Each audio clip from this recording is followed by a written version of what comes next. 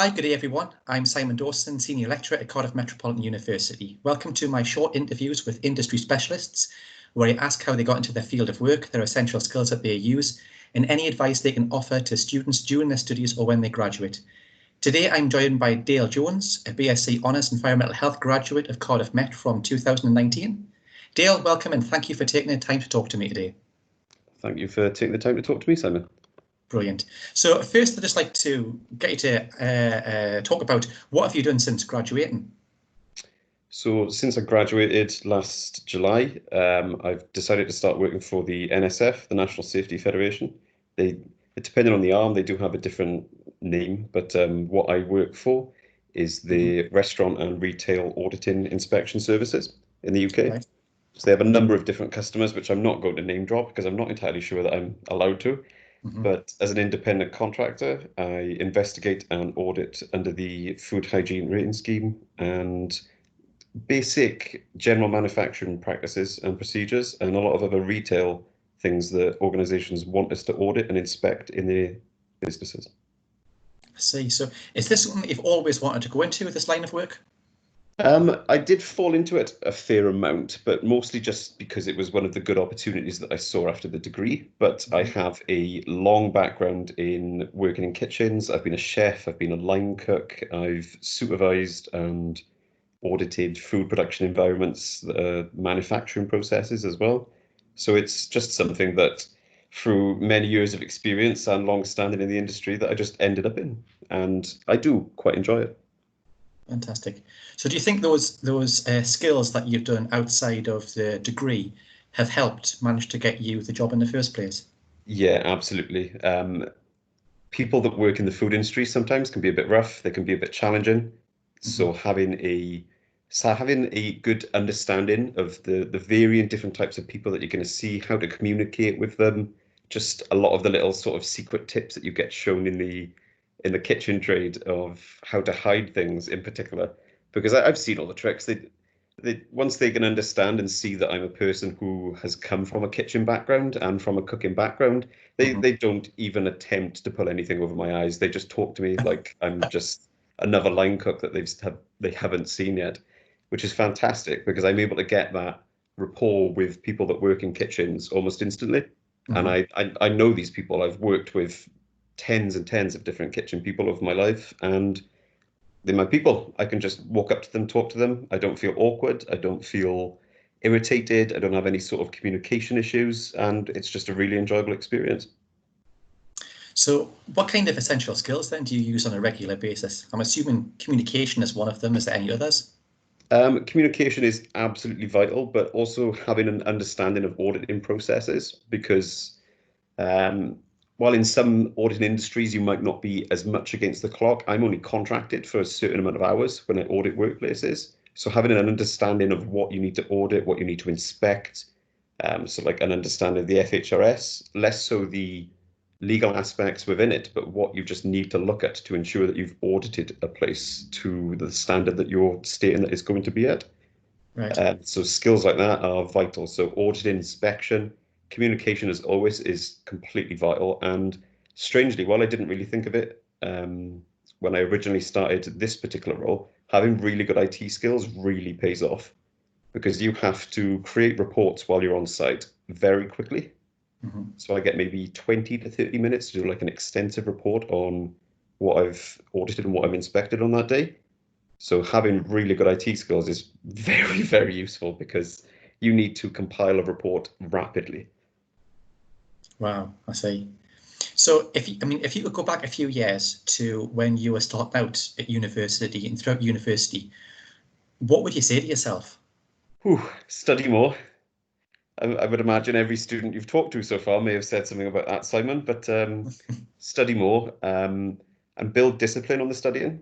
I can always find motivation to study. I enjoy the subjects that I study, like everything within environmental health, even some things that I struggle with a lot more, like housing. I enjoy studying that. There's still things about housing that I look at randomly that are academic now. So I've always got motivation, but discipline can be exceptionally hard. There are days where you don't want to study, but you need to keep that continual process of learning going. because I've moved on to the master's level now, doing a occupational safety master's at Cardiff Met. And yeah, there's days in which I don't feel like studying, but I need to have that discipline. I need to sit down and try to study, even if it's only for an hour or two, simply because you have to keep that process going. It's very easy to lag behind in your studying. It's very easy to come up to assessments and realize you don't understand what the assessments are about. So if you don't have that fluency through studying, then you just end up crashing and burning.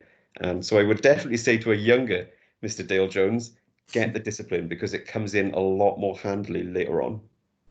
And I can also see how that would apply not just to an academic background, but to more professional work in the future, because there are going to be things that you're going to need to study while working, and you need to set those times aside professionally to be able to do so while you're working. And a lot of the time, let's face it, when you're not working. Wow, yeah, that sounds really good, actually. So for our current students and anyone that's graduating at the moment, what would be your kind of advice to make them more attractive to employers? Ooh. See, I'd had to think about this question when I saw the list, and the one thing that I would always say is don't undersell yourself. I know a lot of students do this. I know a lot of other people do this, and a lot of it comes from confidence, especially when you're trying to bridge that gap between being someone who's just coming out of academia, having just done a degree, and getting into the professional world. Through not just learning, but through other experiences you may have had, you will absolutely have essential skills and criteria for professional work that industries and businesses really want out of you. It's having a need to identify and understand that you have those skills, or you have those skills to a degree. If you just sit down before you try and make a CV, or you see a job posting and you want to make something to apply for that job posting, you might not see those things in one day, but you really need to think over a long few days, or maybe a couple of weeks, what skills you have, what degree do you have those skills, and don't undersell yourself on it. There are a lot of very valuable skills students have, and use them.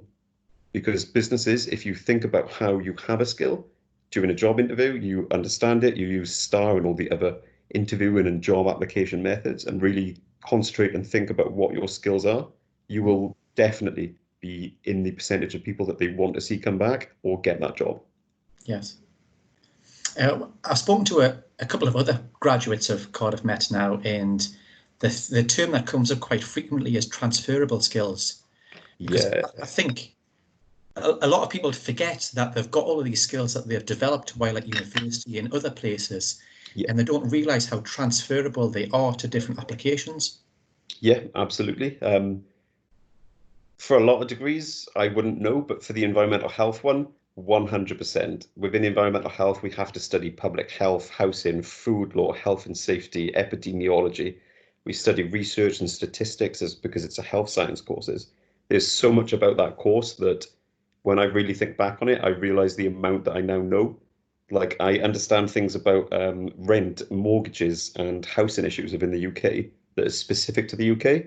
And you might not think that's actually something that's useful, but I've actually had that in lots of conversations with friends and other people that I know, where they've mentioned something and I'm able to tell them why that exists or what they can do about that. And that's a really weird skill to have. But very useful at the same time, though. It's very, very useful because those are you can't always concentrate on the one thing. If you've got like a degree in accounting and you go off and use that degree in accounting, sure, that's fantastic. But there's going to be other aspects of the financial world, because you're not just studying accounting, that are going to be usable for you. And it's very much the same in environmental health. And I'd imagine it's the same in absolutely every degree. Look at the skills that you acquire. I can talk to people about food law. I can talk to people about health and safety, and even statistics and understanding statistics in the conversation we had before you started recording, Simon. Like, I'm not the best at statistics, and many people will tell you that. I've got dyscalculia, so numbers are quite difficult for me, but I can still understand the patterns and see the differences and how people can measure things in wrong ways. And that is a very valuable talent to have as well. I'll say yes. Dale, it's been great talking to you today. It was great when you were a student, and I'm really pleased that you're succeeding so well in your life now, even so early on as well. So you've given us some great information as well to help with current students and those that are wanting to go into the industry as well. So thanks very much. Take care, and I hope to talk to you again soon. Thank you, Simon. Have a good day. Thanks.